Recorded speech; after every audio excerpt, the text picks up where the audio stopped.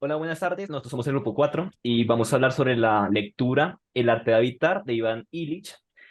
Bueno, dentro de esta lectura, lo más importante o lo más relevante que me pareció a mí, es mi perspectiva, es que el hombre habita un espacio con respecto a un espacio habitado. Entonces, más que todo, Illich habla en este escrito de cómo el habitar está ligado a la casa y cómo el estar debajo de un techo hace que uno aparente acciones y las acciones generan un lugar y habitar este espacio a partir de acciones.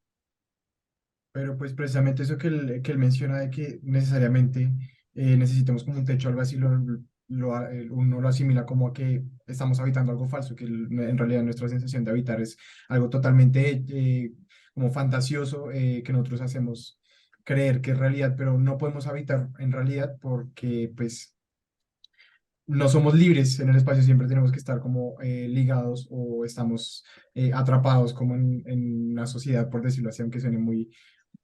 Sí, o sea, son como partes de la lectura que no me quedan muy claras, porque entonces básicamente el habitar no existe, el habitar es una utopía, el habitar es algo que jamás vamos a lograr porque pues queda fuera de nuestro alcance porque no somos totalmente libres en ese aspecto.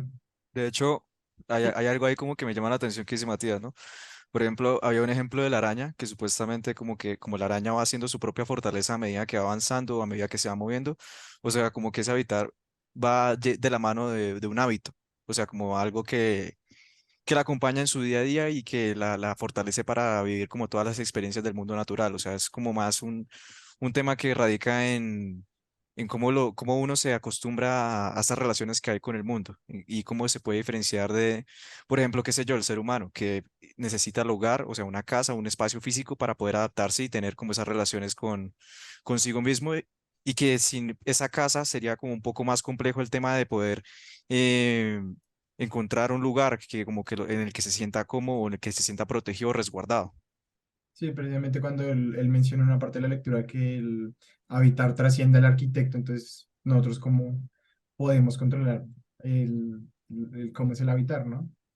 A mí me parece, pues respecto a eso que estaba diciendo Matías, me parece muy interesante porque justo ahorita estoy trabajando en el barrio de Las Cruces y los habitantes me hablaban mucho sobre cómo cambia la dinámica de la gente cuando interviene la arquitectura. O sea, ya no es un habitar de lo que están acostumbrados, sino que el espacio o lo que uno cree que está haciendo correcto, cambia esa dinámica que se había dado de la manera autónoma. Primero es en la plaza, nos contaba la gente que después de que la arreglaron, de que la remodelaron, la gente dejó de ir tanto, disminuyó muchísimo las personas que trabajaban adentro y es algo como contradictorio porque uno como arquitecto siempre piensa que está incentivando, pero a veces lo que está haciendo es como disrumpiendo el espacio que ya está programado de manera autónoma por la gente.